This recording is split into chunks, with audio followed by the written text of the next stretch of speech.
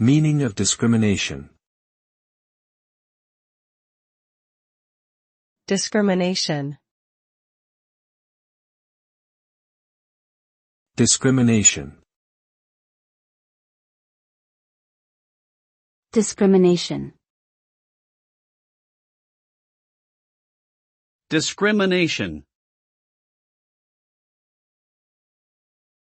Discrimination refers to the unfair and unequal treatment of individuals or groups based on personal characteristics such as race, gender, age, religion, or sexual orientation.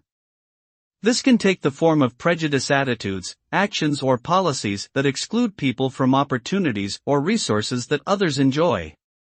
Discrimination results in a range of negative outcomes including lower levels of education, employment, income, and poorer health outcomes. It also perpetuates inequality and undermines social cohesion, leading to increased conflict and reduced productivity in society.